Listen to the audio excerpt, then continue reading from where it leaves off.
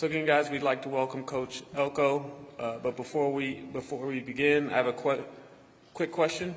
We know the bond between collegiate programs and Texas high school athletic departments is incredibly strong.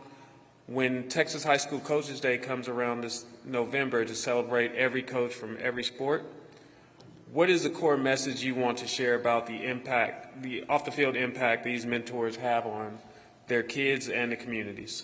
Yeah, I think in so many ways coaches can be the unsung heroes in this game, and I think the impact that they have on young people is immeasurable. I think the lessons that they teach to kids at a really young age last for a really long time, and we're blessed to be in a state where not only football coaches but coaches across all sports take their job very passionately and do an unbelievable job mentoring and growing our youth. And today more than ever, I think that is really, really critical. And so thank you to all the coaches out there for doing what you do, and just keep going, because you impact young people in such a strong way. And then we'll start with an opening statement. Yeah, always great to be here. I think obviously the role that we play at Texas A&M in helping grow the sport of football in this state, helping to grow coaches in this state, is something that we take very serious. And so it's an opportunity to get out here and see some of the young coaches. It's great to see some of our coaches presenting and sharing knowledge and sharing what we do. And I think as a program, we've tried to be very open to the state and to the coaches in this state since we've gotten here. And so it's always a great opportunity to get out here. I think it also means that summer's kind of winding down and the season's right around the corner. And so excited to get to the next step and kind of get to fall camp and see what we have as a team and see where we can go this year. And from there, we'll kind of open it up to questions. Mike Roach, 24/7 Sports. First of all, thoughts on the 5-for-5 rule and how it affects your roster management, and then we've also been talking to coaches about just the recruiting calendar in general. Your thoughts on that and any changes that you'd like to see to it? Yeah, I think it's interesting. I think the 5-for-5 is going to affect different programs at different levels differently. I think we've lived in a world where we've been trying to get them for year 4. Not had a ton of guys wanting to stick around for year 5. I think what it'll do is maybe enhance some of the developmental kids and create some more success for some of those types of programs. I think obviously there'll be a little bit probably of an influx into portal world of guys who are going into their 5th year trying to find different stages and different opportunities. So I think it will affect every program a little bit differently. In terms of the recruiting calendar, again, I think that's such a layered conversation, and I think I've tried not to be the coach who speaks to just one part of it, right? How you connect recruiting with the semesters of the academic universities, with the playoffs, with job movement. I think that is a very complex situation, and so I think we're working behind the scenes to try to create resolution and solutions to it. I just don't think it's as easy as a lot of people make it out to be. Joseph Duarte, Houston Chronicle. Mike, in the last few years, I think there's been 5 Texas schools that have made the college football playoff. With your team specifically, was there outside the wins and what you have to do that part of it, an ingredient that you noticed on your team that those things have to happen to get you in that position to be able to make it and play in the playoff? Yeah, I think from our perspective, it's really critical to be great on the lines of scrimmage. I think, the fact that we had 7 linemen drafted last year probably speaks to the strength that we had on both the offensive and defensive lines of scrimmage.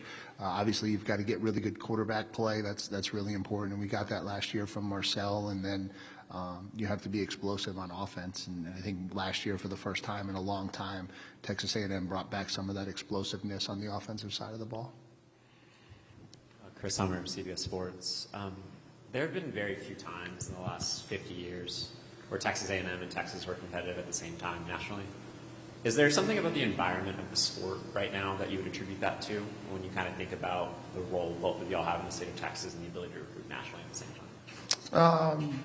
No, I mean, obviously, I think from our perspective, I think Texas A&M making the move to the SEC and creating a little bit of separation for our university and our program was really, really important. I think that obviously changed the course of our situation.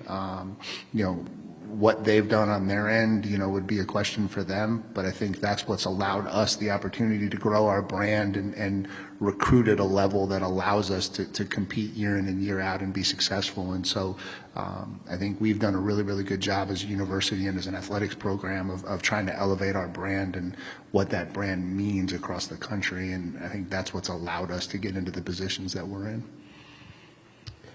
Hey, Coach. Matthew Gomez, the Houston Chronicle. Previously, you talked about building a player-led program. I'm wondering how that's developed through your time in College Station in this new era of the transfer portal, with people leaving and coming in. Yeah, I'm not sure that that's really been a mantra of mine, but I do think player leadership is really important. I think, the way that you get kids to connect with each other, I think we talk a lot about culture and togetherness. I think those two things are really, really important. And I think, nowadays with the amount of new players that you bring into your program mid-semester every year, I think the ways you intelligently and go about bringing people together is really, really important. So we try to do that at a high level. Mike Craven, Dave Campbell's Texas Football. Out of the 13 coaches in the state of Texas, I think 10 of them have offensive backgrounds. Is it tougher for a defensive coach to become a head coach? Is there kind of some stereotypes out there? And how do you think it's helped you be a head coach, having the defense in mind? Yeah, certainly the numbers would tell you that it's a little bit more challenging. I think when I was interviewing positions, the one thing I always pointed out was if you look at some of the teams that are consistently competing for championships, at the time it was Nick Saban, it was Kirby Smart, it was Bill Belichick in the NFL. They all had defensive backgrounds, and I think that to me there's something about coming up on the defensive side of the ball with an understanding of what an explosive offense can do, right? You can't just tailor programs around defense. I think some defensive coordinators have made that mistake when they became head coaches. But if you can bring the things, the toughness, the discipline that comes with being a defensive-minded coach to some degree with an understanding of how important it is to play explosive offense, I think sometimes those guys are really successful. And I think likewise you also see some offensive coaches who understand how important building toughness and discipline into your, those are the offensive guys that tend to have success. And so, I think that's probably my story on it. But yeah, for sure there's been times over the years where you look and you feel as though it's slanted towards offensive people. Caleb Youngmoss, an American Statesman. Coach, when it comes to roster building, when you're deciding between high school recruiting and transfer portal commits, what are you looking for in the balance between the two? And how does the recent 5-for-5 rule maybe change how you think when it comes to that? Yeah, I think it's a little bit of a misnomer because they're happening at such different times, and so we're making decisions on who we're taking as high school recruits right now. And those numbers are getting allocated to what we believe is the right amount of high school kids to bring in. And so we kind of view that as the draft, right? And we want to draft a certain amount of high school freshmen every single year because that's where you build your foundation from. And so that's really, really important to us. Then you get to the end of the season and you inevitably have some holes in your roster that you need to plug, and to us that's free agency, and that's the role that the transfer portal plays. And so to me, they separate themselves, and I think, and I've said this before, I think a lot of coaches hide behind, when they want to not take someone's high school kid, I think they hide behind the portal and say that, I can't take your guy because I have to take this portal guy, when the reality is those things happen at completely different times in the recruiting cycle. And so, I don't know that they impact each other in quite the way that everybody leads on. I think that a lot of coaches have just leaned on that as a way to get out of not taking some high school kids that they didn't want to take. Got time for two more. Mike, I wanted to ask you two-parter. One, individually, what have been the points of emphasis that you wanted to see Marcel develop in this offseason? How's that gone? And also, what is, for this team as a whole, where's been the points of emphasis for them to take the next step? Yeah, I think for us, the two words this offseason have been consistency and urgency. I think last year what we showed was at our peak. We were good enough to play with and beat anybody in the country, and that's how you win 11 games. But we also had too many times where we didn't play at our peak, whether that was, a quarter at LSU in the second quarter, whether that was a half against South Carolina, or whether that was for longer stretches in the playoff game, right? And so our ability to play the best football when we can play consistently a little bit more often, I think, has been the entire emphasis of our offseason. And I think, Marcel obviously falls into that as well. And so, I always say this, people asked me last year, have you gotten better at finishing? I said, I don't know. We'll find out when we get to the end of the season. Have you gotten more consistent? I don't know. We'll find out when we start playing games. Good. Going back to the high school recruiting, what would you attribute your guys' success this year? I mean, you guys, I feel like have been successful since you've been there, but it feels like it's reached another level this year. And I guess how intentional was that for you to really shift the identity of this roster to be heavy high school?